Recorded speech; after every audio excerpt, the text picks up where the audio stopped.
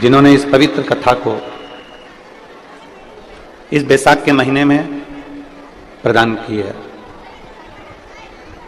शिव करुणा सागर त्रिकालदर्शी कैलाशी अविनाशी शंकर, जो संपूर्ण जगत का कल्याण करने वाले हैं, संपूर्ण विश्व का उद्धार करने वाले, भूल से भी, हम कहें कि याद कर कर भी नहीं, अगर भूल से भी मुख से ओमकार मंत्र निकल जाए, भूल से भी मुख से नमः शिवाय निकल जाए, भूल से भी मुख से ओम नमः शिवाय निकल जाए, भूलवश मुख से शिव नाम निकल जाए, भूलवश मुख से श्री शिवाय नमस्तुभ्यम निकल जाए, भूलवश मुख से हर हर महादेव निकल जाए, भूलवश मुख से देवाधिदेव महादेव का नाम किसी भी रूप में निकल जाए, तो भी वो जीव संसार के किसी भी क्षेत्र में उलझता नहीं है, वो सुलझ कर देवाधिदेव महादेव की ओर आगे बढ़ ही जाता है, वो भटकेगा नहीं। हाँ, ये जरूर है कि थोड़ा परिश्रम करना पड़ सकता है, थोड़ा संघर्ष करना पड़ सकता है, जीवन है मानव का, और मनुष्य का जीवन है तो संघर्ष तो निश्चित है। पृथ्वी पर अगर जन्म लिया है तो इतना मानकर चलना कि संघर्ष हमको करना पड़ेगा। मेरे राम जी महाराज पृथ्वी पर अगर प्रकट हुए तो उनको भी संघर्ष करना पड़ा, मेरे भगवान कृष्ण अगर पृथ्वी पर प्रकट हुए तो उनको भी संघर्ष करना पड़ा। भारत की भूमि पर जितने संत, जितने साधु, जितने सन्यासी, जितने तपस्वी, जितने साधक, जितने उपासक इस पृथ्वी पर जन्म लेते हैं, उनको संघर्ष करना ही पड़ता, उनको सहन करना ही पड़ता। आप इस अंदाजे से दूर हो जाओ कि दुनिया के लोग आपको छोड़ देंगे, ना ना ना, ईमानदारी से बोलना। किसी ने राम जी पर उंगली उठाने से, कोई राम भगवान पर भी उंगली उठाए तो भी मेरे राम जी महाराज सुनते रहे, क्योंकि उनको मालूम है कि यह मानव की देह है, इसमें श्रवण करना पड़ेगा, इसमें सहन बहुत करना है। और सबसे ज्यादा सहनशीलता अगर किसी को चाहिए तो वो भारत भूमि की मेरी माताओं को चाहिए, क्योंकि एकदम कोई ने कुछ बोला और आप एकदम उसका पलटवार कर दिए, कोई ने कुछ बोला और आपने उसको अपशब्द कह दिया, कोई ने कुछ बोला और आपने उसके ऊपर कुछ कह दिया, ना ना ना, अरे मत बुरे कर्म कर बंदे वरना पछताएगा, भगवान की आंखों से तू बच नहीं पाएगा, तू बच नहीं पाएगा। अरे ओ अज्ञानी मत कर नादानी, अरे ओ अज्ञानी मत कर नादानी, तेरे कर्म का फल भी तू ही पाएगा, जैसा किया तूने तेरे आगे आएगा। मत बुरे कर्म कर बंदे वरना पछताएगा, भगवान की आंखों से तू बच नहीं पाएगा, तू बच नहीं पाएगा। कोई कुछ कहे, आप उस जगह पर मौन रहना चालू करो। कोई गलत चीज हमारे पास में आ जाए, आप उसका त्याग करना चालू करो। कोई गाली दे दी, आप उसका त्याग कर दीजिए। त्याग किसका करना? व्यक्ति का त्याग नहीं करना, गाली का त्याग करना। कोई गलत विचार मन में आ रहा है, त्याग उसका कर दीजिए। त्याग व्यक्ति का नहीं करना, हमें गलत विचार का त्याग करना, गलत सोच का त्याग करना, गलत दृष्टि का त्याग करना। कई लोगों को देखा है हमने,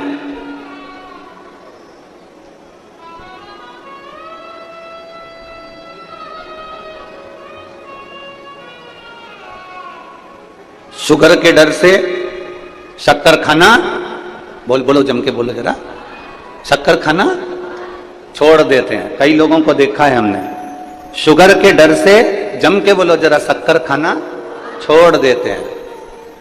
बीपी के डर से, ब्लड प्रेशर के डर से नमक खाना छोड़ देते हैं। बहुत बहुत ध्यान देना थोड़ा सा। शुगर का डर लगा तो शक्कर खाना छोड़ दी, बीपी का डर लगा, ब्लड प्रेशर का डर लगा तो नमक खाना छोड़ दिया। तो भगवान से भी डरो और बेईमानी का खाना, बेकार खाना छोड़ो। शुगर से डरे तो शक्कर खाना छोड़ी है, बीपी से डरे तो नमक खाना छोड़ा है। परमात्मा से थोड़ा सा डरिएगा और डर करिए। कोई गलत किसी ने कह दिया, हमें उस गलत बात को छोड़ देना। कोई गलत व्यसन आ गया, उस व्यसन को हमें छोड़ देना। गलत विचार आ गया, उस गलत विचार को हमें छोड़ देना। गलत कोई ने गाली दे दी, उस गाली को हमें, व्यक्ति को नहीं छोड़ना, उस गाली को छोड़ देना। मेरे भगवान कृष्ण को तो उनके बुआ के लड़के ही गाली बक रहे थे। मेरे भगवान कृष्ण को उनके बुआ के लड़के ही गाली बक रहे थे। इतनी गालियां दी गई, इतनी गाली दी गई, भगवान कृष्ण सुनते रहे। सुनते सुनते भगवान कृष्ण से कहा गया कि आपका बुआ का लड़का है, इसको तुम अब हटाओ यहां से, तुम्हारा संबंध खत्म कर दो, तुम्हारी रिश्तेदारी बंद कर दो। भगवान कृष्ण कहते हैं रिश्तेदारी बंद नहीं करूंगा, गाली को दूर कर दूंगा। हम क्या करते हैं, किसी ने हमको गाली दी तो हमने उससे बोलना, अरे जम के तो बोलो जरा, बोलना बंद कर दिया। सास ने गाली दी तो बहू ने तबेले जैसा मुंह बना लिया, भगोने जैसा मुंह बनाया, आज के बाद मैं सास से बात नहीं करूंगा। सास ने तुम्हारे बच्चे को डांट लगाई तो तुमने अपने बच्चे से कह दिया अब मत जाना दादी के पास में। आप दादी के पास जाने की जरूरत नहीं है, तेरी दादी अच्छी नहीं है, तुझे डांटती है ना, तुझे गुस्सा करती है ना, तुझे टॉफी नहीं दिलाती ना, तुझे आइसक्रीम नहीं दिलाती ना। बल्कि बहू को चाहिए कि बच्चे से कहे तेरी दादी बहुत अच्छी है। घर में अगर डांटेगी नहीं ना तो तू अच्छा नहीं बन पाएगा, इसलिए उसका डांटना जरूरी है। हम उसको गलत सीख दे रहे हैं, हम उसको गलत बात बता रहे हैं। किसी ने डांट दिया, हमने उससे बोलना बंद कर दिया। अरे यहां तक शंकर जी के मंदिर में जाऊं ना, बहुत सारी माताएं शिव जी के मंदिर में गई और शंकर जी को जल चढ़ा रही तो किसी ने जम के ठेसा मार दिया ना, एकदम टुल्ला जम के, तो लोग उससे भी बात करना बंद कर दे। कोई अपशब्द कह रहा है तो हमने बात करना बंद कर दी, कोई ने गाली दे दी तो हमने बात करना बंद कर दी, कोई ने आड़ा टेढ़ा बोल दिया तो हमने बात करना बंद कर दी, कोई ने कुछ कह दिया तो हमने बात करना बंद कर दी। शिव महापुराण की कथा कहती है बात करना कभी बंद मत करो। कोई कुछ भी बोले, आग लगे बस्ती में, अपन रहो मस्ती में, क्या किसको रोइए, चादर तान के सोइए। अपने को मतलब नहीं होना चाहिए, अपने को तो खुशी होना चाहिए, अच्छा है हमारे पाप निकल रहे हैं। कोई ने आपको गाली दे दी ना, समझ लेना आपके पाप निकल रहे हैं। कोई ने आपको अपशब्द कह दिया ना, समझ लेना आपके पाप धुल रहे हैं। कोई आपको आड़ा टेढ़ा बोल दिया ना, समझ लेना आपके पाप सब समाप्त हो रहे हैं। हमें बातचीत बंद नहीं करना है।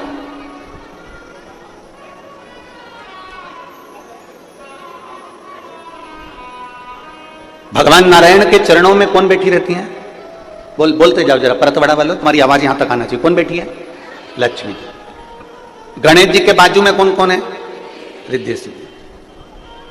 ब्रह्मा जी के बाजू में कौन है? ब्रह्मांड। इंद्र के बाजू में इंद्राणी।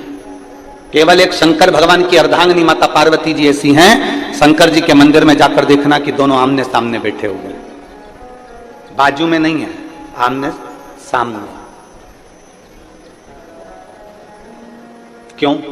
कारण मैं कुछ कहूं आप सुनना, आप कुछ कहेंगे मैं सुनूंगी, मैं आपके सामने, आप मेरे सामने रहो, जिंदगी भर रहो। और एक आप और हम हैं, जरा सी कोई बात हो जाती है तो कहते हैं आज के बाद तेरा मुंह ही नहीं देखूंगी, तेरा मुंह ही नहीं देखूंगी, आज के बाद मेरे सामने आना मत, तेरा मुंह ना देखूंगा। ना ना, शिव पार्वती की कथा कर रही है, कितना भी क्लेश हो जाए, कितना भी विवाद हो जाए, कितनी भी गलत बात हो जाए, तो भी अपनी बोलचाल बंद नहीं करना अपना।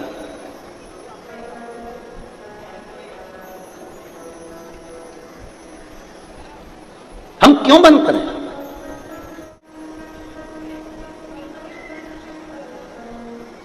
शिव जी को ज्यादा क्रोध आता था कि पार्वती जी को ज्यादा क्रोध आता था?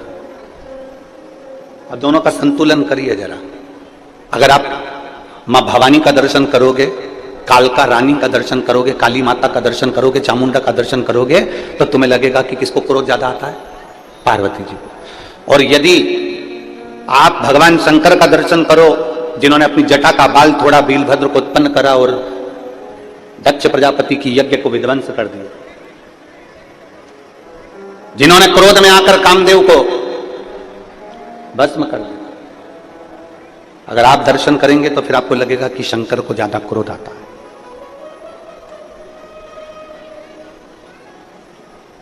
पर एक बार भी शंकर भगवान के मुख से यह नहीं निकला कि पार्वती तुझे क्रोध आता है।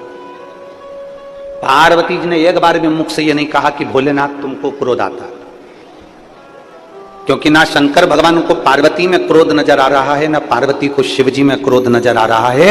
ये दोनों एक दूसरे में वात्सल्यता देख रहे हैं, क्योंकि जिसके अंदर जो भरा होता है सामने वाले में वो नजर आना प्रारंभ हो जाता है।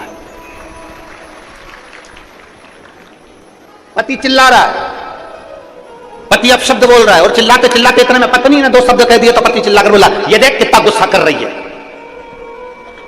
अपने पति से ऐसे बात करना चाहिए। पति पत्नी से कह रहा है। अब यही बात अगर पत्नी पति से कह दे तो तुम पहले अपने आप को तो देखो, तुम कितना गुस्सा कर रहे हो, तुम कितना क्रोध कर रहे हो। दुकान पर रहते हो तो अच्छे रहते हो, बाहर रहते हो तो अच्छे रहते हो, घर में आते हो तो इतना क्लेश करते हो। बस ये बात पत्नी ने कही, इतने में तो पति ने गाड़ी की चाबी ली, भुड़ भुड़ भुड़ भुड़ वो चल। फिर गलत किसने कहा? जरा विचार करिए, बच्चा जब छोटा रहता है तो हम कहते हैं कितना नटखट है।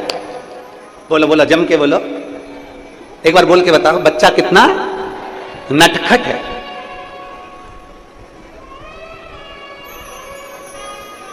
केवल बच्चा जब छोटा रहता है तब उसको कहा जाता है कि बच्चा कितना नटखट है। जब बड़ा होता है तो नट सारे ढीले हो जाते हैं और बुढ़ापे आते आते से केवल खटखट ही रह जाती है।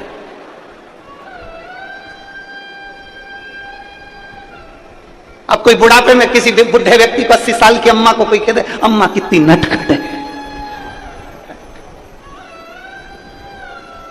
अब कोई कहे, हम हमारे जजमान को कह दे श्री ओम प्रकाश जी को कि ओम प्रकाश जी तुम कितने नटखट हो। अब कोई कहे, अवस्था में कोई नटखट कहेगा? कौन कहेगा? हम क्या देख रहे हैं, हम क्या बोल रहे हैं? पति को क्रोध आया, उसने पत्नी से कह दिया तू गुस्सा करती है। पत्नी को क्रोध आया, उसने पति से कह दिया तू गुस्सा करती है। पर मेरे देवादिदेव महादेव, मेरे शंकर, मेरे त्रिकालदर्शी, मेरे कैलाशी, मेरे अविनाशी, मेरे शंभु कभी पार्वती से नहीं कहते कि तू क्रोध करती है, क्योंकि शंकर को मालूम है जब दुष्टों का संहार करना है तो पार्वती का क्रोध करना जरूरी है। जब दुष्टों का संहार करना है तो पार्वती का क्रोध करना जरूरी है। अनायास क्रोध माता पार्वती कभी नहीं करी है। लक्ष्मी जी ने गुस्सा करा, अनायास करा। भगवान नारायण हंस दिए, लक्ष्मी जी को देखकर लक्ष्मी जी को क्रोध आ गया। लक्ष्मी जी ने श्राप दे दिया नारायण को, मैं तुम्हें श्राप देती हूं, तुम्हारा शीश कटेगा और घोड़े का मुंह लगेगा, क्योंकि तुम घोड़े जैसे हंसे हो। और भगवान विष्णु का शीश कटा, घोड़े का मुख लगा, हयग्रीव अवतार हो गया। घोड़े का मुख लगा, हयग्रीव अवतार हुआ लक्ष्मी जी के कारण। यहां क्रोध लक्ष्मी जी को नहीं आना था, पर क्रोध आया, अनायास क्रोध लक्ष्मी जी को आ सकता है। अनायास क्रोध ब्रह्माणी को आ सकता है। ब्रह्माणी को क्रोध आया ब्रह्मा जी के ऊपर जब यज्ञ कर रहे थे पुष्कर राज की भूमि पर।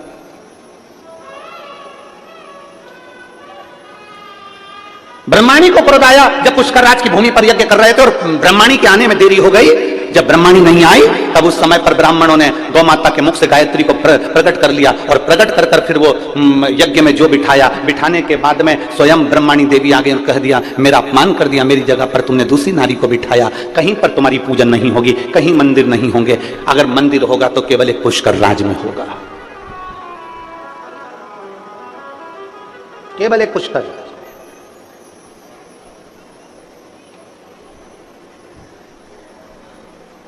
उसके सिवा कहीं मंदिर नहीं।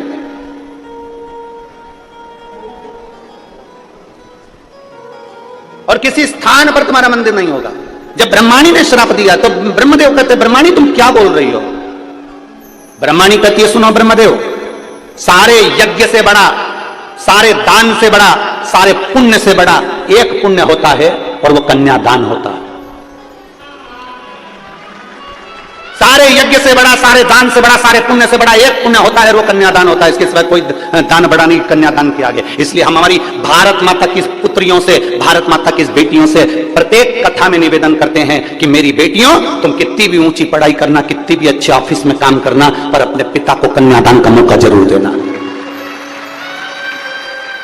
हम हमारी बेटियों से कहते हैं कि आप कितने भी अच्छे पढ़ लो, अच्छे ऊंचे से ऊंचे स्कूल में पढ़ो, ऊंचे से ऊंचे कॉलेज में पढ़ो, अच्छी एजुकेशन आप धारण करिए, खूब अच्छे अच्छे अहदे पर, पद पर मेरी बेटियां बैठे, पर इतना याद रखना अपने पिता को कन्यादान का मौका जरूर देना। जरा सी चाउमीन के चक्कर में और 10 रुपए के पेट्रोल और डीजल के चक्कर में, भुड़ भुड़ के चक्कर में, किसी एरे गेरे नत्थु खेरे के चक्कर में मत जाना, अपने माता पिता को कन्यादान का मौका जरूर देना।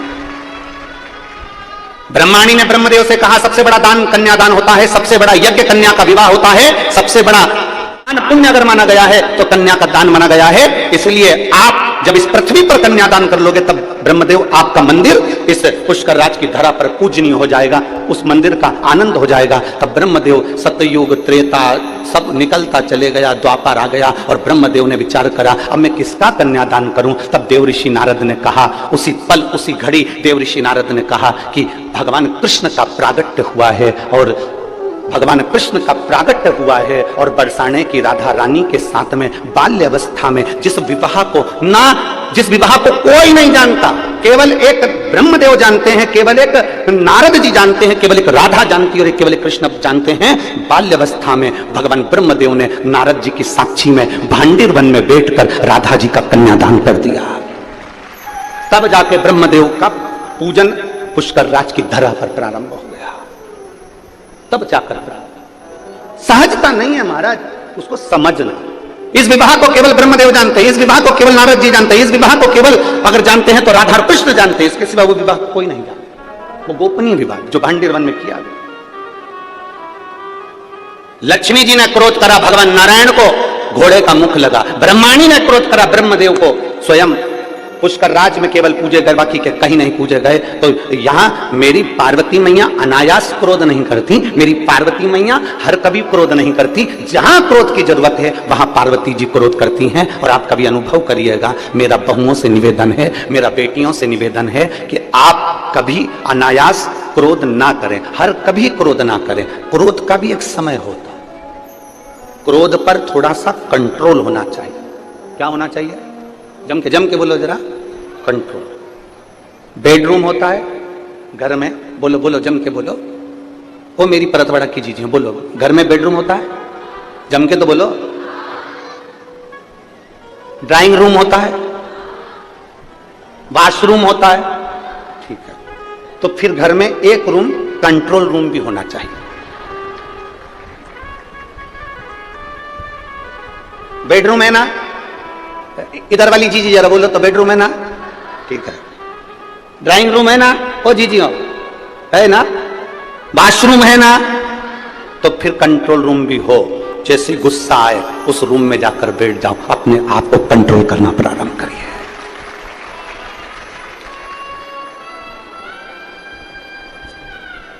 मुख पर गालियां आए उस रूम में जाकर बैठ जाओ, गालियों पर कंट्रोल होना जरूरी है। गलत विचार आए कंट्रोल रूम में पहुंच जाओ, कंट्रोल करिए अपने गलत विचारों पर। आपकी वाणी अब शब्द बोल रही है, किसी व्यक्ति के लिए अब शब्द तुम्हारे मुख से निकल रहा है, किसी के लिए आड़ा टेढ़ा निकल रहा है, किसी के लिए गाली निकल रही है, किसी के लिए ताने निकल रहा है। अपने भीतर जो भरा है वो ही तो बाहर निकल रहा है, जो भरा है वही तो निकल रहा है। गुलाब जामुन खाओगे, आम की डकार आएगी क्या? अरे बोलो तो जम के।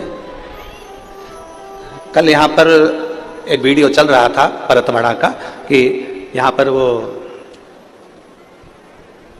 केरी का झोलिया मिल रहा था, क्या बोलते हैं इधर महाराष्ट्र में, केरी का पना, यहीं कहीं मिल रहा था वो, उसका वीडियो बहुत चल रहा है, ठीक है।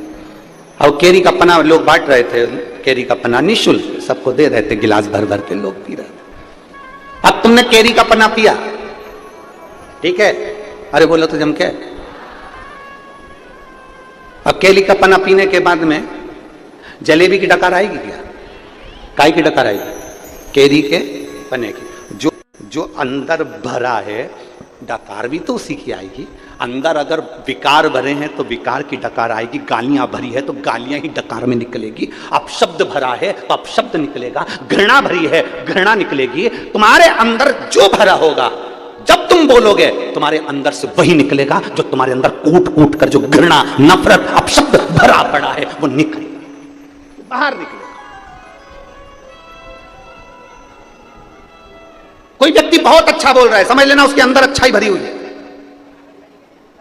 कोई व्यक्ति बहुत अच्छी व्यवहार कर रहा है, समझ लो उसके अंदर व्यवहार अच्छा भरा हुआ, इसलिए बारंबार कहते, इसलिए अवगुण बहुत किए दयालु मैंने अवगुण बहुत किए,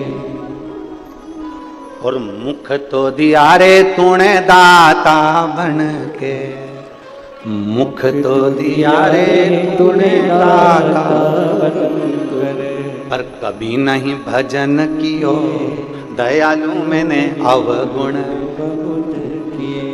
मुख तो तूने दाता बनकर दे दिया, पर मैंने इस मुख से केवल 24 घंटे लोगों की बुराई, निंदा, अपशब्द, ताने, गालियां, आड़ा टेढ़ा बोलता रहा। और कान दिए रे तूने, बोलो बोलो बोलो, दाता बन के, पर कभी नहीं सत्संग सुनो।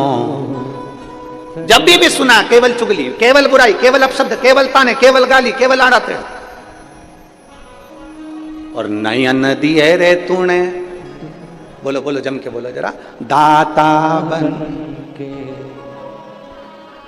कभी नहीं दर्शन कियो, केवल दूरदर्शन कियो, दर्शन नहीं केवल दूरदर्शन कियो। चित्र अच्छा देखोगे, चित्र भी अच्छा होगा। ये बहुत सारे सीरियल, बहुत सारे नाटक टीवियों में आते हैं, बहुत सारे सीरियल। एक लड़की ने शादी कर ली, एक जगह से उसने थोड़ा बहुत धन दौलत लेकर छुटकारा कर लिया, दूसरी जगह शादी कर ली, फिर उसने तलाक कर लिया, तीसरा पति मिला, उसने भी उसको अपशब्द किया, उसने उसको भी छोड़ दिया, चौथा पति विदेश में ढूंढा, उससे शादी कर ली, उसके साथ जाने की तैयारी कर ली। वहीं पे बेटा बेटी सब नाटक देख रहे थे, उन्होंने सोचा ऐसा होता है, पर नाटक में वो हो सकता है, पर ओरिजिनलिटी में तो बेटी केवल एक के घर ब्याह कर जाए और वहां अच्छे से रहे, ये माँ बाप की आशा रहती है,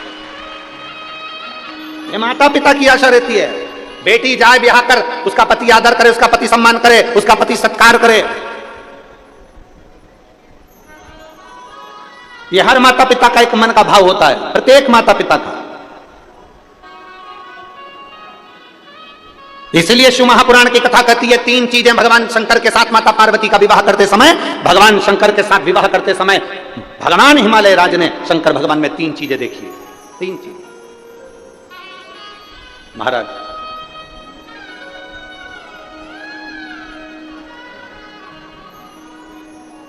पार्वती जी के पिता हिमालय राज ने शंकर जी के साथ विवाह करते समय तीन चीजें देखी। प्रत्येक घर के पिता को अपनी बेटी की शादी करते समय तीन चीजें देखना चाहिए। पहला, संपत्ति मत देखना, कुल देखना, अच्छा कुल है कि नहीं, इसके घर में कहीं लड़कियों के साथ, बहुओं के साथ अत्याचार तो नहीं हो रहा है, इसके घर में बेटियों के साथ में अपशब्द तो नहीं बोले जा रहे। हिमालय राज ने पार्वती जी का विवाह करते समय तीन चीजें देखी थी। प्रत्येक घर का पिता बेटी की शादी करते समय तीन चीजें देखे। संपत्ति मत देखना, तुम्हारी बेटी के भाग्य में संपत्ति होगी तो वो ढेरों की संपत्ति बनवा देगी, और अगर भाग्य में नहीं होगी तो पेट्रोल पंप भी बिगवा देगी, उसका क्या।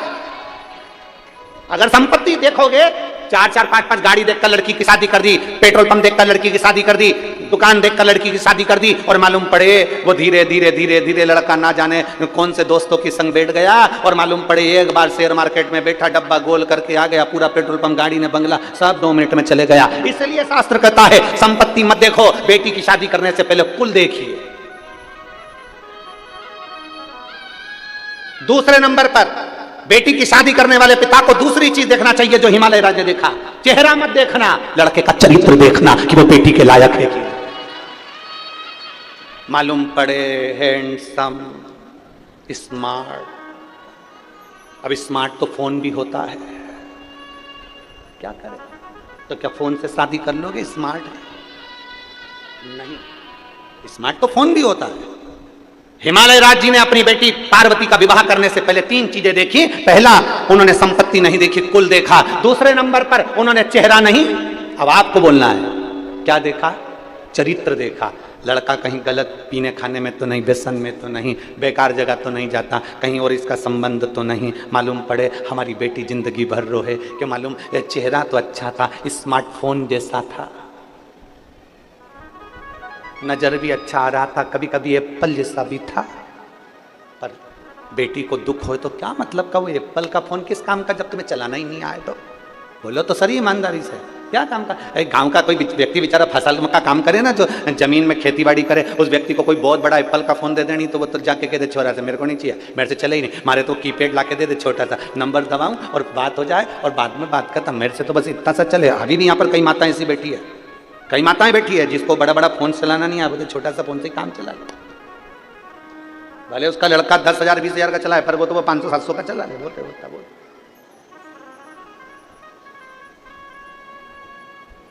उसको जरूरत ही नहीं। चेहरा मत देखना, क्या देखना? चरित्र देखना। शिव महापुराण की कथा कहती है उसका धन नहीं, उसकी कमाई नहीं। शिव महापुराण की बात कथा कहती है, तीसरे नंबर पर कहती है कि उसका धन वैभव सब अलग चीज है। तीसरे नंबर पर शिव महापुराण हिमालय राज की कथा कहती है पार्वती जी के विवाह के लिए कि लड़के की संगति देखो, संग किसका है?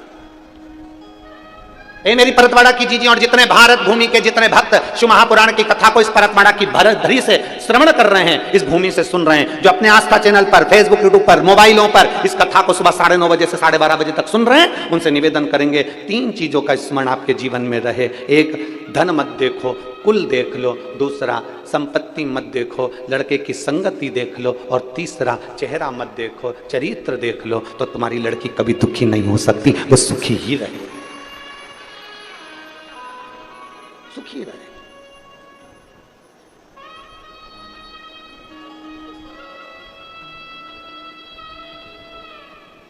इसलिए शिव के सिवा कहीं दिल ना लगा,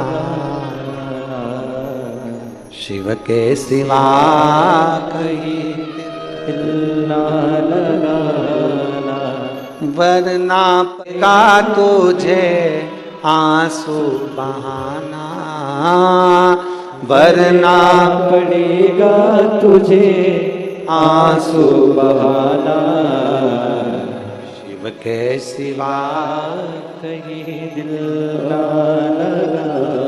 अपने चित्त को, अपनी वृत्ति को, अपने मन को कहीं दूसरी जगह लेकर नहीं, अपने मन को भटकाना नहीं है, अपने मन को भ्रांतियों में नहीं लेके जाना, अपने मन को भ्रम में लेकर नहीं जाना। कोई गलत बोल रहा है, उसके अंदर गलत भरा होगा इसलिए गलत बोला उसने। कोई आपको अपशब्द कह रहा है, उसके अंदर ईर्ष्या भरी होगी इसलिए कोई अपशब्द कह रहा है आपसे। एक उंगली किसी पर उठाई है, कितनी उंगली? ये ऐसा है, जब एक उंगली हम किसी पर उठाते हैं तो ये 3 उंगलियां हमारी ओर जाती है कि तू अपने अंदर झांक कर देख कि तू क्या है। एक उंगली किसी पर उठाई है तो ये 3 उंगलियां बता रही है कि अपने खुद के अंदर झांको कि तुम क्या हो।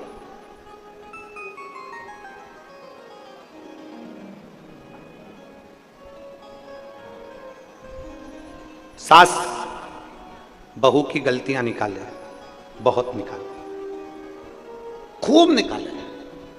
ईमानदारी से बोलना, सास अगर बहू की गलती निकालती रहे, निकालती रहे, निकालती रहे और अपनी पड़ोसन उनको, अड़ोसन उनको, रिश्तेदारों को, ननन को, जेठानी को, जेठानी को, सबको गलतियां बताती रहे, एक दिन ऐसा आएगा कि पूरे मोहल्ले के लोग कहेंगे बहू ऐसी नहीं है, सास गलतियां निकालती है तो सास ही गलत है।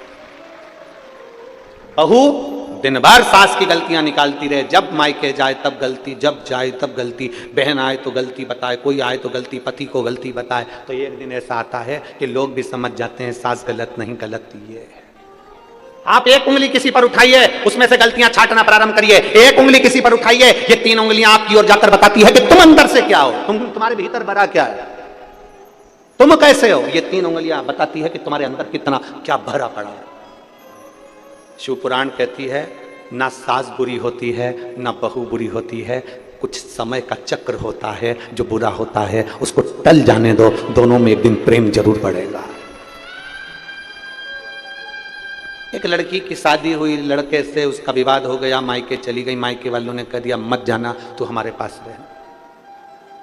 शिव महापुराण की कथा कहती है थोड़ा टल जाने दो, इस संवाद को थोड़ा टल जाने दो। लड़का लड़की में विवाद हुआ है ना, थोड़ा समझाओ। कोई बात नहीं बेटा, चल हम बैठते हैं, बात करो, अच्छे से रहो, दोनों अच्छे से रहो, प्रेम से रहो। विवाद हुआ, अभी नए नए जुड़े हुए, 1 साल हुआ शादी का, 2 साल हुआ, 3 साल हुआ, थोड़ा समय लगेगा, कम से कम 5-6 साल इंतजार करो, इसके बाद निर्णय पर पहुंचना। इतनी जल्दी निर्णय मत ले कि मुझे अब इसके साथ रहना ही नहीं। बहुत समय तुम मायके में रह रही है, जा ससुराल में ले। हो सकता है बेटी को समझाओ, तू एक बार विवाद कर कर आ गई, मान लो तेरे को ऐसा पति मिला और तूने तलाक भी ले लिया, तो हो सकता है तो दूसरी शादी करे और वो भी ऐसा ही निकल गया, तो क्या जवाब था? थोड़ा समझाओ, थोड़ा समझाने का प्रयास करिए, थोड़ा कहने का प्रयास करिए। हाँ, जब बेटी के लायक लड़का ना हो और तुम्हें लगे कि ये बेटी के लायक नहीं, सही में हाथ उठाता, मारता, ठोकता, गाली देता, अपशब्द कहता, इज्जत नहीं करता, सम्मान नहीं करता। कितनी बड़ी बात, एक बुजुर्ग व्यक्ति मरते मरते 4 बातें अपने लड़के को कहकर चले गए।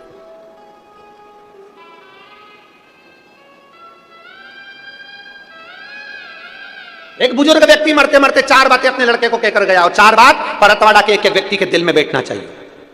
एक बुजुर्ग व्यक्ति मरते मरते 4 बातें अपने लड़के को कह गया, बेटा छांव में जाना, छांव में आना, बेटा घर में चमड़े की एक दीवार रखना। पहली बात क्या बोली? बेटा जम के बोलो, परतवाड़ा वाला, छांव में आना, छांव में जाना, घर में एक चमड़े की दीवार रखना। तीसरी बात कही, मीठा ही मीठा खाना, मीठा ही मीठा। और चौथी बात कही, अपनी पत्नी को डांटना है तो बांध के डांटना, अपनी पत्नी को डांटना है तो बांध कर डांटना। ये 4 बातें बुजुर्ग कहकर चले गया। लड़के ने अमल करना प्रारंभ कर दिया। छांव छांव जाओ, छांव छांव आओ। तो लड़के ने क्या करा, अपनी दुकान तक, अपने घर से लेकर दुकान तक टेंट लगवा दिया। छांव में जाता, छांव में आता। लड़के ने सुना पिताजी ने कहा कि चमड़े की दीवार घर में रखना, तो जब गांव में कोई भैंस मरी, उसका चमड़ा लाकर उसने निकलवा के अपनी दीवार पे टांग दिया, चमड़े की दीवार, बदबू मारने लगा घर। तीसरी बात, मीठा मीठा खाना, इतना मीठा खाया कि शुगर हो गई। और चौथी बात, अपनी पत्नी को पहले बांधता फिर डांटता। एक दिन पत्नी छूटकर अपने मायके चली गई और अपने पिताजी से कहा, पापा मुझे नहीं जाना। बहुत गंदा माहौल है। पहले तो अच्छे थे, पर जब से पिताजी मरे 4 चीजें इनको बताकर चले गए, मीठा मीठा खाओ, चमड़े की दीवार रखो, और पत्नी को जब भी डांटना तो बांध कर डांटना, और छांव छांव जाना, छांव छांव आना। जमाई आया अपनी पत्नी को लेने के लिए। ससुर ने कहा, बेटा क्या बात है, तुम पहले तो ऐसे नहीं थे, तुम पहले ऐसे नहीं थे बेटा, क्या हुआ? तो कहा, मैंने अपने पिताजी का कहना माना है, मेरे पिताजी मरने से पहले ये सब चीजें बोल कर गए थे, बस बता ही रहे थे 4 चीजें, और पिताजी मर गए, उन्हें समझाया नहीं मुझको। मैंने जो सुना वैसा मैंने करा। पिताजी कह गए थे छांव में जाना, छांव में आना, तो मैंने अपनी दुकान तक, घर से लेकर दुकान तक टेंट लगवा दिया। लड़की के पिताजी ने कहा, तुमने अपने पिता के शब्दों को सही से धारण नहीं करा। तुम्हारे पिताजी ने कहा था छांव में जाना, छांव में आना, मतलब जब भी अपने व्यापार के लिए जाना, दुकान पर जाना, तो सुबह जाना और शाम को आना। छांव में जाना, छांव में आना मतलब सुबह जल्दी जाओ, सूरज उगते से अपने व्यापार को चालू करो, और रात्रि को जब सब आनंद के साथ में छांव हो जाए, सारा व्यापार बंद कर फिर आओ। इसको कहते हैं छांव में जाना, छांव में आना। तूने टेंट लगवा दिया, इसको छांव में जाना, छांव में आना नहीं कहते। फिर कहा, मेरे पिताजी ने कहा था मीठा मीठा खाना, अर्थात तेरे पिताजी ने कहा था हमेशा ईमानदारी की खाना, कभी गलत मत खाना, नमक मत खाना, मीठा खाना, अपनी इज्जत से खाना। और जब ईमानदारी का कोई खाता है तो वो मीठा ही कहलाता है, भले लड्डू ना खाए पर वो ईमानदारी की मिठाई ही होती है। मेरे पिताजी ने कहा कि दीवार घर में जरूर रखना। तेरे पिताजी ने कहा था कोई एक व्यक्ति घर में ऐसा रखना जो तुझे सतमार्ग बताता रहे, तेरी इज्जत कराता रहे और तुझे सम्मान के शब्द बोलता रहे।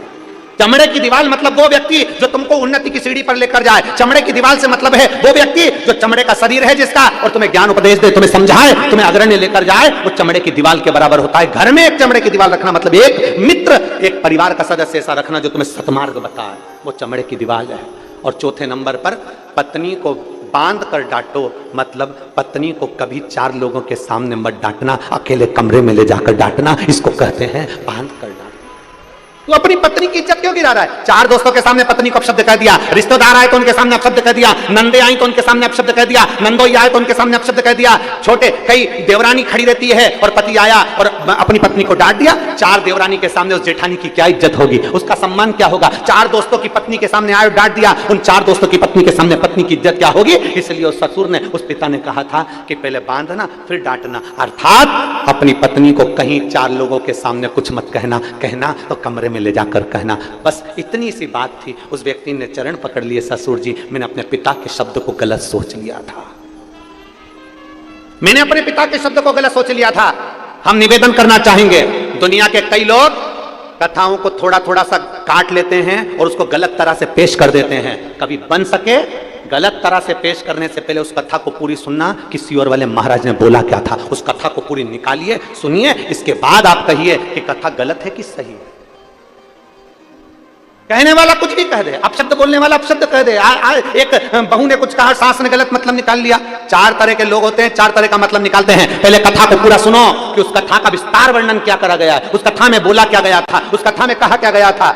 छोटी सी बात लोगों ने, जैसे लोग कह दिए बेलपत्री पर, अरे गुरुजी ने क्या कहा था, पहले मेहनत करो, अपनी पूरा परिश्रम करना, फिर एक बेलपत्र शहद की ले जाकर समर्पित करना देवादिदेव महादेव को। लोगों ने आधा काटा, आधा छाटा, थोड़ा सा निकाला और प्रस्तुत कर दिया। उसको समझो, कहां से बोला गया है, कहां से लिया गया है, क्यों बोला गया है, किस लिए बोला गया है, उस प्रसंग को समझने की जरूरत है। उठाया, कह दिया, प्रस्तुत कर दिया ना। उस लड़के ने अपने पिता के चार वचन को गलत सोच लिया था, टेंट लगवा दिया, मीठा मीठा खाया, शुगर हो गई, भैंस मर गई, चमड़ा लाकर दीवार पर टांग लिया, चमड़े की दीवार हो गई, और पत्नी का हाथ बांध कर डांटे। तो ये कहां की रीति है? पिता के शब्द को समझना जरूरी है, व्यक्ति के शब्द को समझना जरूरी है। घर में सास बोलती है, बहू को समझना जरूरी है, और बहू बोले तो सास को समझना जरूरी है। इतनी जल्दी निर्णय पर मत पहुंचना कि मुझे अब इसके साथ नहीं रहना, नहीं, साथ रहो और साथ रहकर उसको अच्छा करने का प्रयास करो कि मेरी जिंदगी इसी को ठीक करने में करना है। अब दूसरे को अच्छा करना है तो पहले क्या करना पड़ेगा? जम के बोलो जरा। बहू को अच्छा बनाना है तो सास को क्या करना पड़ेगा? बोलो बोलो, जम के बोलो री परतवाड़ा वाली जी। पहले क्या करना पड़ेगा? खुद को अच्छा बनना पड़ेगा। गायत्री परिवार वाले कहते हैं हम सुधरेंगे, बोलो बोलो जम के, हम सुधरेंगे युग सुधरेगा, हम बदलेंगे युग बदलेगा। पहले बदलना किसको पड़ेगा? हमें अपने आप को। पहले सुधरना किसको पड़ेगा? हमें अपने आप को। जब हम ही नहीं सुधर रहे तो फिर दुनिया क्या सुधरेगी? हम ही नहीं सुधर रहे। एक पंडित जी प्रवचन में कह रहे थे 4 महीना चतुर्मास में बैंगन नहीं खाना चाहिए। पंडित जी प्रवचन में कह रहे थे 4 महीना चतुर्मास में बैंगन नहीं खाना चाहिए। पंडित जी घर गए, उनकी पत्नी ने मूंग की दाल बनाई। पति चिल्ला कर दौड़ा, मैं अभी परसों के दिन बैंगन लेकर आया था, तूने बैंगन नहीं बनाया। पत्नी बोली तुम्ही ने तो प्रवचन में कहा था कि चतुर्मास में 4 महीना बैंगन नहीं खाना चाहिए। पति माथा ठोक कर बोला चौकी की कथा को चूल्हे तक क्यों लाई? वो तो मैं प्रवचन में कह रहा था, तूने अपने आप में अमल कर लिया। हम जो कहें पहले अपने आप में अमल करना चाहिए। हम जो बोले पहले अपने आप पर अमल करना चाहिए। हम बहू को कह रहे हैं बेटा ऐसा रही है, बेटा ऐसा करिए। हम खुश हो रहे हैं अपने जमाई को देखकर। यहां जितनी माताएं बैठी हैं सब अपने जमाई को देख के बड़ी खुश होती हैं। मेरा जमाई इतना बढ़िया, मेरी लड़की को रोज घुमाने ले जाता है। मेरा जमाई इतना बढ़िया, मेरी बेटी कह दे तो मायके लेकर आता है। और वही की वही जो तुम्हारा जमाई कर रहा, वही की वही तुम्हारा छोरा तुम्हारी बहू के साथ करे तो क्यों बुरा लगे? फिर क्यों बुरा लगता? मेरा जमाई मेरी बेटी को मायके लेकर आता है, मेरा जमाई मेरी बेटी को रोज घुमाने ले जाता है, और तुम्हारी बहू को तुम्हारा बेटा रोज गाड़ी पे घुमाने ले जाए तो तुम्हारा मुंह भगोना हो जाए। दूर के ढोल, अरे बोलो तो परतवाड़ा वालों, दूर के ढोल सुहावने।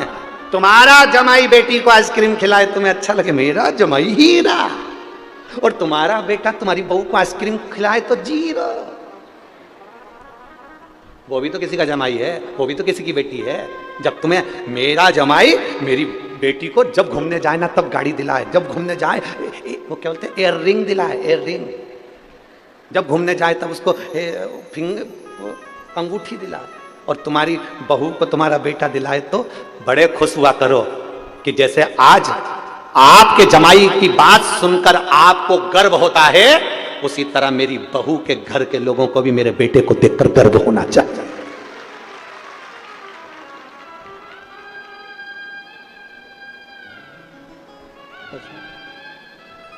दूर के ढोल शिव के सिवा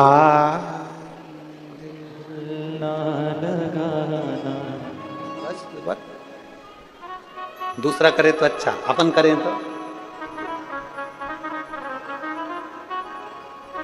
तो बेकार। स्वयं को सुधारिए।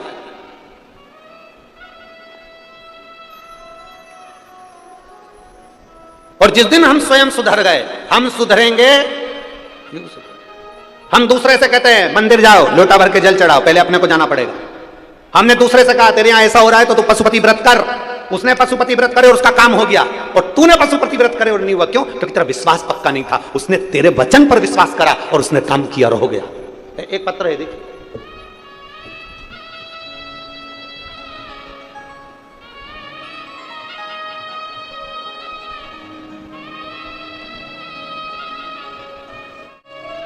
मेरा नाम प्रियंका नंद किशोर मुचेकर है।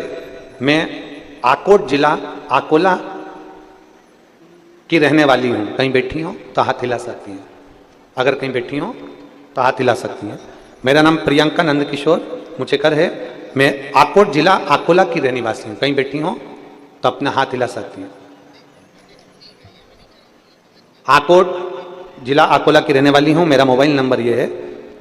मैं 11 साल से नौकरी के लिए स्पर्धा परीक्षा दे रही थी, पर मेरा कहीं पर नहीं हुआ। फिर मैंने 11 साल एग्जाम देने का प्रयास किया। एग्जाम देने के बाद मेरा जब सिलेक्शन नहीं हुआ तो मैंने परीक्षा देना बंद कर दिया। मैंने परीक्षा देना बंद करी क्योंकि मैं परीक्षा में फेल हो जाती। 2022 में मेरी माँ ने मुझे शिव महापुराण की कथा टीवी पर सुनाई, कथा के बारे में बताया। मैंने बोला माँ ऐसा महाराज तो ढेर सारी बातें बोलता रहता है, क्या होगा? मेरी माँ ने कहा वो सियोर वाला महाराज कहता है कि हिम्मत मत हारना, एक बार फिर परीक्षा दे और फॉर्म भर। 11 साल परीक्षा देने के बाद में मैंने फॉर्म भरना बंद कर दिया, पढ़ना बंद कर दिया। तब आपकी कथा सुनकर मुझे बल आया। आप कहते हो हिम्मत मत हारना, महादेव तुम्हारा साथ देगा। एक बार नहीं 4 बार अगर परीक्षा देना है तो 5 बार दो और बाबा के ऊपर भरोसा रखो। मैंने अपनी माँ के कहने पर टीवी पर कथा सुनना प्रारंभ करी और फिर मैंने पशुपतिनाथ का व्रत किया। एक बार मेरा पशुपति व्रत पूरा हो गया, उसका कोई फल नहीं मिला। मेरी माँ कहती है कोई बात नहीं, दूसरी बार फिर कर। 2 महीने बाद मैंने पशुपतिनाथ का फिर व्रत करा, पर मेरा उस व्रत से भी कोई सिलेक्शन नहीं हुआ। तब मेरी साथ की सहेलियों ने कह दिया व्रत करने से अगर किसी को सिलेक्शन हो जाता तो ना जाने कितनों का हो जाता। तब मैंने व्रत नहीं करा, पर मेरी माँ ने कहा एक बार फिर व्रत कर। तब मैंने तीसरी बार व्रत करा और बाबा की कृपा का क्या गुणगान करूं। आज मैं सरकारी स्कूल में शिक्षक के पद पर मेरी एडमिशन हुआ। मैं बाबा को धन्यवाद देती हूँ। कहीं बैठी हूँ। मेरा नाम प्रियंका नंद किशोर मुचेकर है। मैं आकोट जिला अकोला की निवासी हूँ और मेरा मोबाइल नंबर ये है। आई हैं क्या? पीछे हैं? एक बार हाथ हिलाओ, दिख जाएगी। कैमरे में कैच कर लो तो टीवी पर दिख जाएंगी। हमको तो नजर नहीं आ रही यहाँ से। हाँ ठीक है, दिख गए हो। एक बार वापिस हाथ हिला दो। हाँ ठीक है, दिख गए हो। श्री शिवाय नमस्तुभ्यम। बधाई आपको बहुत बहुत। प्रयास करो, थोड़ा थोड़ा संघर्ष करना पड़ सकता है, थोड़ी मेहनत करना पड़ सकती है, पर आगे बढ़ने का प्रयास करें। दुनिया के लोग कितनी भी टांग खींचे, दुनिया के लोग कितना भी अपशब्द कहे, दुनिया के लोग कितना भी ताना दें, आपकी जब गरीब परिस्थिति रहती है, आपके जब दुख का समय रहता है, दुनिया का कोई व्यक्ति तुम्हारा साथ देने नहीं आता। तब तुम्हारे भीतर का विल पावर, तुम्हारे भीतर की हिम्मत तुम्हें अंदर से आकर बोलती है कि चिंता मत करना, तेरा काल अधिपति महाकाल तेरे साथ खड़ा है, बढ़ आगे। देवरी ने महादेव का संवाद करता है। संसार में कोई बुरा नहीं। देवऋषि नारद के मन में संशय आ गया था, इसलिए उस संशय को मिटाने के लिए शिवजी ने अपने नेत्र खोले थे।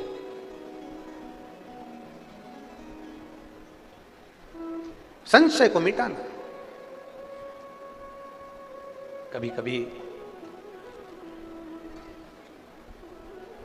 हमारे भीतर ऐसा भाव उत्पन्न हो जाता है कि हम दुनिया के दोष देखते हैं। देवऋषि नारद ने भी देखा है। देवऋषि नारद के भीतर भी एक संशय उत्पन्न हो गया था कि भगवान शंकर सुनते नहीं, देखते नहीं, बोलते नहीं और शिव कुछ नहीं करते। ये देवऋषि नारद के भीतर एक छोटा सा भाव उत्पन्न हो। पर यहां जितने लोग बैठे हैं ऐसा नहीं है कि सब के भीतर यह भाव होगा कि क्या भगवान शंकर, कई लोगों के मन में आ जाता है क्या शिवजी सुनते हैं? जिसने समझ लिया कि शंकर सुनता भी है, शंकर बोलता भी है और शंकर छप्पर फाड़कर देता भी है, तो वो फिर शिव को छोड़कर कहीं दूसरी जगह जाता ही, फिर वो शिव को छोड़कर नहीं। बोल बम का नारा है, जम के जरा बोल बम का नारा है, फिर वो शंकर को छोड़कर नहीं जाता, वो फिर शिव की स्तुति में लगा देता अपने पूरे समय को। जो भगवान ने ये 83,99,999 योनियां काटने के बाद ये 84,00,000वें नंबर की जो ये योनि दी है, इस मानव की देह को हल्का फुल्का मत लो, इसको समझो कि इस योनि में हमें भगवान की भक्ति कर कर फिर अगली योनियां प्राप्त नहीं करना। जगत गुरु शंकराचार्य जी महाराज जी कहते हैं पुनरपि जननम पुनरपि मरणम के प्रपंच से छूटना है तो शंकर को एक लोटा जल चढ़ा। और यह मत सोचना कि बहुत बड़ा शिवालय मिले, बहुत बड़ा शंकर का मंदिर मिले, वहीं जाकर जल चढ़ाएंगे। ना ना ना, तुम्हारे घर के करीब में, तुम्हारे घर के पास में, तुम्हारे घर के नजदीक में जो शिवालय है वहां जाकर जल चढ़ा, वहां चले जाओ।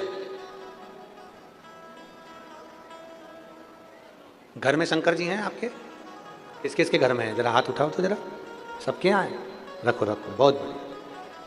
हमने एक बार पहले बात कही थी, कई लोग एक प्रश्न करते हैं कि गुरुजी क्या घर में केवल एक ही शंकर जी रखना चाहिए? क्या घर में एक शिवलिंग रखना चाहिए कि दो रखना चाहिए? कितने कितने शिवलिंग हम घर में रख सकते? तब हमने शिव महापुराण के माध्यम से वर्णन किया था, तुम्हारे घर में एक शिवलिंग है, दो शिवलिंग है, तीन शिवलिंग है, चार शिवलिंग है, पांच शिवलिंग है, सब चलेगा। तुम्हारे घर में 10 शिवलिंग है वो भी चलेगा, तुम्हारे घर में 11 शिवलिंग है वो भी चलेगा, तुम्हारे घर में 12 शिवलिंग है वो भी चलेगा। सारे देवी देवताओं की मूर्तियां एक या दो चल सकती है, पर शंकर का शिवलिंग तो अनगिनत तुम्हारे घर में रह सकता है। वो शंकर तुम्हारे घर में जितना है उसमें ये मत सोचना कि मेरे घर में एक है तो मैं एक ही रखूं, दो है। हाँ, ये भी जरूरी है कि ज्यादा बढ़ाने की जरूरत नहीं, जान करके मत बढ़ा। तुम्हारे घर में है, सास के समय का है, तुम कहीं गई थी, ले आई थी, रखा है, ठीक है, सेवा कर रहे हो, ठीक है। अब कई लोग कहते हैं गुरुजी अगर शंकर भगवान का शिवलिंग है तो उसका रोज पूजन जरूरी है। हम कहते हैं अगर मान लो कहीं जाना है, कहीं जाना है और घर में शिवलिंग है तो उस पर एक बेलपत्र चढ़ाकर तुम 10 दिन के लिए भी चले जाओगे ना, तो भी मेरा शंकर कभी तुम्हारे ऊपर रुष्ट नहीं होगा। मेरा शिव जी कभी नहीं कहेगा कि तूने मेरे ऊपर जल नहीं चढ़ाया। वो प्रसन्न की प्रसन्न ही रहेगा, वो प्रसन्न की प्रसन्न ही रहेगा, उसकी प्रसन्नता कम नहीं होगी, वो प्रसन्नता का भाव उसके अंदर रहेगा। अब दुनिया के लोग कहते हैं कई बार कि शंकर जी गुस्सा कर देते हैं, अगर तुम ऐसा नहीं करोगे तो भगवान शंकर क्रोध कर देंगे। कई लोग कहते हैं तुमने पशुपति व्रत ऐसा कर दिया इसलिए शंकर जी ने क्रोध कर दिया। ना ना ना, तुमने क्रोध, शंकर भगवान अपने भक्त पर कभी क्रोध करते ही नहीं है। जैसे घर का दादा अपने पोते पर कभी क्रोध नहीं करता, थोड़ा बहुत अगर चिल्ला भी देगा ना तो बाद में उसको गोदी में बिठाकर अपनी जेब में से 5 रुपए निकाल के टॉफी का दे ही देता है, वो दे। एक बार दोनों हाथ उठाकर हर हर महादेव, वो दादा है, वो पिता है, वो कभी अपशब्द कहता ही नहीं।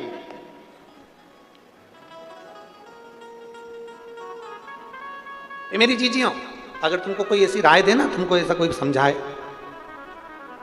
कि ऐसा मत करना, शंकर जी गुस्सा कर जाएंगे, मंदिर में तुम जल चढ़ाने जाओ और कई लोग ऐसे मिल जाते, अरे तूने ऐसा कर दिया, शिव जी रुष्ट हो जाएंगे, तो उसके हाथ जोड़ के कहना तू चुप रहे। शंकर मेरे और मैं शंकर के। क्या किसको रोइए चादर तान के सोइए, हमें क्या करना। कई लोग शंकर भगवान रुष्ट हो जाएंगे, शिव जी रुष्ट हो जाएंगे, शंकर भगवान रुष्ट हो जाएंगे, शंकर भगवान को क्रोध आ जाएगा ना। मां और बाप अपने बेटे से, अपने बच्चों से कितनी देर गुस्सा रह सकते हैं? बोलो बोलो, जम के बोलो। एक छोटा सा बच्चा है, माता पिता अपने बच्चे से कितनी देर गुस्सा रह सकते हैं? माता पिता अपने बच्चे से कितनी देर तक क्रोध में रह सकते हैं? कितना क्रोध करेंगे, कितना गुस्सा करेंगे? थोड़ी देर का क्रोध, थोड़ी देर का गुस्सा। मेरा देव अधिदेव महादेव तो बाहें फैलाकर खड़ा रहता है। जैसे आपको पहले कथा में कहा था, एक पिता के दो पुत्र और दोनों पुत्र, एक पिता के दो पुत्र और बड़ा पुत्र कह रहा है पापा मुझे तुम्हारे साथ में नहीं रहना, मुझे तुम्हारे साथ नहीं रहना, मुझे तुम्हारे साथ रहना ही नहीं है। और शंभु शरणे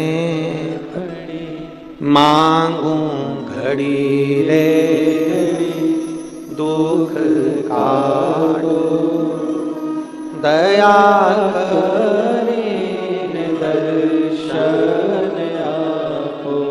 शंभु शरण पड़ी मांगू घड़ी रे घड़ी दुख काटो दया करीन दर्शन आपो। एक पिता के दो पुत्र हैं।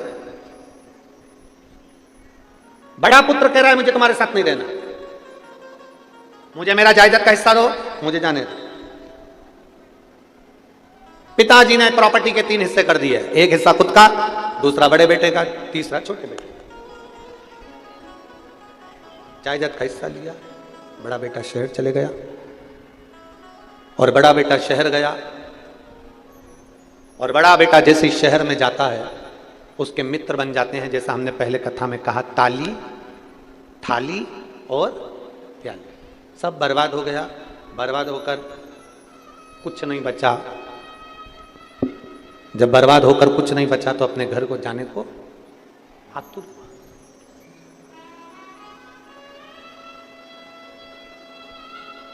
घर जा रहा है। अब उसको लग रहा है मेरा पिताजी नहीं रखेगा, अब उसको लग रहा है मेरा बाप नहीं रखने वाले। रोता बिलखता घर गया। पिताजी खेत पर काम कर रहे थे और पिताजी खेत पर काम कर रहे और अपने बेटे को जो देखा तो पिता ने बाहें फैला ली। बेटा दौड़ कर आया और अपने बाप के गले लग गया, अपने पिता के गले। पिताजी, जो आपने प्रॉपर्टी का हिस्सा दिया था वो मेरा सारा बर्बाद हो गया, सब गया, कोई बात नहीं। पिताजी ने कहा धन चले गया, तू तो आ गया ना, चिंता मत कर, ये धन और जोड़ लेंगे, चिंता मत कर, मेरी बाहें फैली हैं, गले लग जा। पिता ने उसको गले लगा लिया। अपने बेटे को बाप ने गले लगाया और गले लगाकर अपने बेटे से कहा तुझे चिंता करने की जरूरत नहीं है। शास्त्र कहता है, लोग कहते हैं कि एक गंदा व्यक्ति भी मंदिर जाता है, एक झूठ बोलने वाला व्यक्ति भी मंदिर जाता है, एक कपट करने वाला मंदिर भी जाता है, एक बेईमानी करने वाला व्यक्ति भी मंदिर, एक छल करने वाला व्यक्ति भी मंदिर जाता है, एक प्रपंच करने वाला व्यक्ति भी मंदिर जाता है। मेरे शंकर भगवान सबको अपने गले से लगाते हैं, किसी को नहीं छोड़ते, सबका कल्याण करते हैं। वो किसी को अनाथ नहीं छोड़ते, क्योंकि उसका नाम विश्वनाथ, वो विश्वनाथ है। और मेरे भोले तेरा सहारा है, मेरे भोले तेरा सहारा है, मेरी नैया का तू किनारा है, मेरी नैया का तू किनारा है। मेरे भोले तेरा सहारा है, मेरे भोले तेरा सहारा है, मेरी नैया का तू किनारा है, मेरी नैया का तू किनारा है। किसी को अनाथ नहीं छोड़ता, उसका नाम विश्वनाथ है। एक बार भाव से बोल विश्वनाथ भगवान की जय।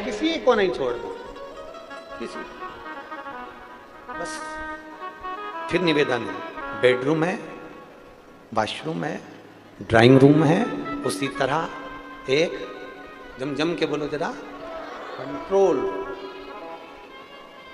लक्ष्मी जी अपने क्रोध पर कंट्रोल नहीं कर पाई थी, ब्रह्माणी अपने क्रोध पर कंट्रोल नहीं कर पाई थी। केवल कंट्रोल करने वाली एक पार्वती जी है जो हर कभी क्रोध नहीं करती। जब असुरों का संहार करना होता है तब क्रोध करती है। इसलिए शंकर पार्वती के सामने है और पार्वती शंकर के सामने।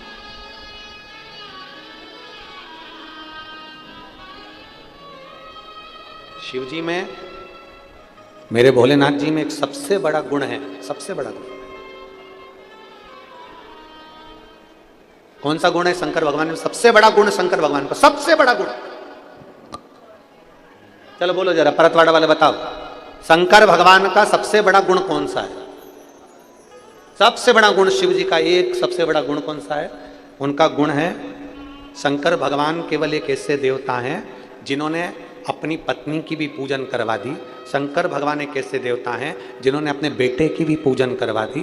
शंकर भगवान केवल एक ऐसे देवता हैं जिन्होंने अपने नंदी की भी पूजन करवा दी। शंकर भगवान केवल एक ऐसे देवता हैं जिनने अपने पोते शुभ लाभ की भी पूजन करवा दी। शंकर भगवान एक ऐसे देवता हैं जिनने पड़पोते अमोद और प्रमोद की भी पूजन करवा दी। शंकर भगवान एक ऐसे देवता हैं जिन्होंने अपनी लड़की अशोक सुंदरी की भी पूजन करवा दी। शंकर भगवान एक ऐसे देवता हैं जिन्होंने अपनी 5 बेटी जया, बोलो विषहरा, शामरी बारी, दौतली, देव, ये 5 बेटियों की भी पूजन करवा दी। शंकर भगवान एक ऐसे देवता हैं जिन्होंने अपने गले में पड़े हुए सांप की भी पूजन करवा दी। शंकर भगवान एक ऐसे देवता हैं जिन्होंने मस्तक पर चढ़ी हुई बेलपत्र की भी, बोलते जाओ जम के, पूजन करवा दी। शंकर भगवान एक ऐसे देवता हैं जिन्होंने अपने तन पर चढ़ी हुई भस्म की भी पूजन करवा दी। शंकर भगवान एक ऐसे देवता हैं जिन्होंने मस्तक पर रखी हुई गंगा की भी पूजन करवा दी। शंकर भगवान एक ऐसे देवता हैं जिन्होंने मस्तक पर रखे हुए चंद्र की भी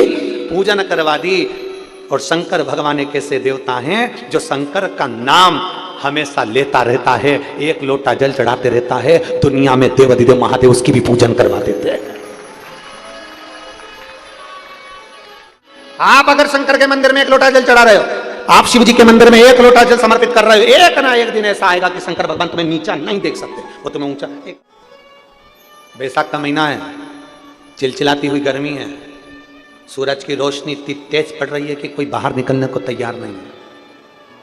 ये लाखों की संख्या में आप लोग कथा सुनने के लिए आए हो। मेरा बाबा खाली नहीं भेजेगा, इतना भरकर भेजेगा कि 3 महीने में तुम भी पत्र लिखकर भेजोगे कि बाबा ने हमको छप्पर फाड़ कर लौटा दिया। शिव है वो, खाली नहीं छोड़ता, दिए बिगर नहीं रहता। बस उसका अनुमोदन जब हम करें, उसका स्मरण जब हम करें, उसको जब हम दिल में बिठा लें तो वो भी हमको इतना हृदय से लगा लेता है कि खाली नहीं छोड़ता। देवऋषि नारद के भीतर के संशय को मिटाने के लिए वो नेत्र खोल लेता है। नहीं?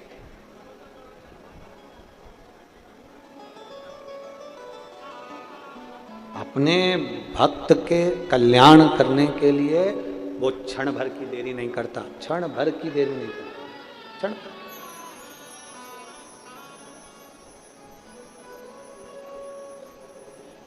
थोड़ा अगर कोई काम बहुत अटका हुआ है,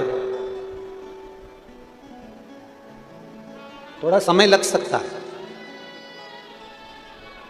हमने पहले एक बात कही थी कि फाइल अगर ज़्यादा मोटी है ना तो ऑफिसर को भी इसको छुपाने में थोड़ा समय लगता है। फाइल अगर मोटी है तो ऑफिसर को भी इसको छुपाने में समय लगता है, थोड़ा समय लग सकता है। दुख थोड़ा ज़्यादा है, काटने में थोड़ा समय लग सकता है, पर अपने विश्वास को डिगने नहीं देना।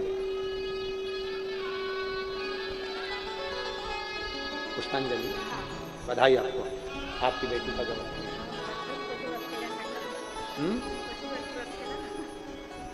महाराष्ट्र में क्या बोलते हैं? पशुपति व्रत केला टाकला।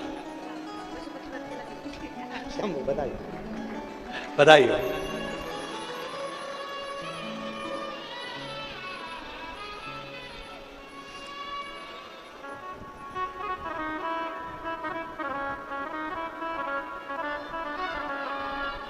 ओ रिश्ता तेरा मेरा सबसे प्यारा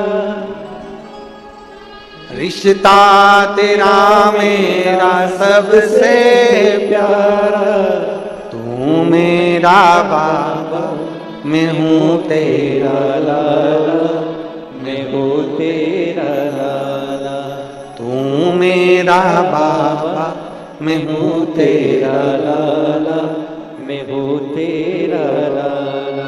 आप उससे संबंध जोड़कर रखो, उसको हर पल अनुभव कराता। देवर्षि नारद ने एक बार संबंध जोड़ा, उसने अनुभव करा दिया।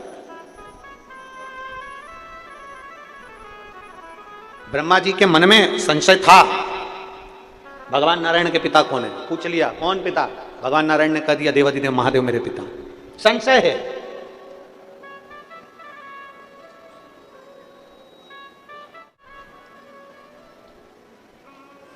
एक संबंध अगर पक्का है ना तो वो अनुभव कराता है, संबंध पक्का है तो अनुभव कराएगा।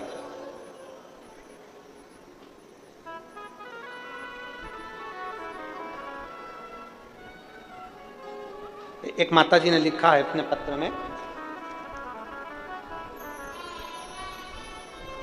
कि महाराज जी तुम्हारे सिर में चोट लगी थी, अब कोई दिक्कत तो नहीं है।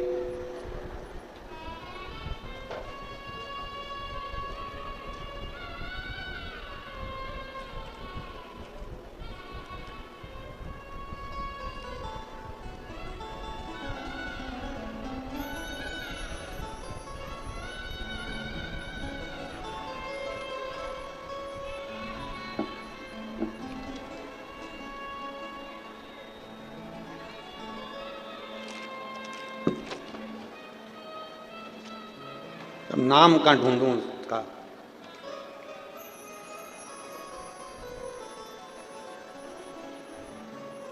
सो रागणी नरेश यादव,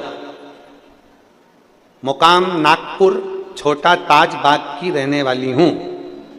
कहीं बैठी है, कहीं बैठी हो तो हाथ हिलाना जरा। बैठी है, कहाँ बैठी है? धन्यवाद, प्रणाम आपको। उन्होंने सबसे पहली लाइन लिखी, जरा कैमरे वाले जरा बताओ। सबसे पहले तो ये बताओ पंडित जी, आपको कोई तकलीफ तो नहीं है? सिर में चोट लगी थी, बाबा महाकाल के मंदिर में गुलाल फेंकी थी तब आग लग गई थी, और उसके तुरंत बाद आपके सिर में चोट लग गई। हमें तो लगा कि क्या पता क्या हो रहा है, हम तभी समझ गए थे कि कुछ ना कुछ बाबा की ही मर्जी है। अब बताओ तुम कैसे हो? जब मेरी जीजियां इतनी अच्छी हैं तो भाई भी अच्छा ही होगा।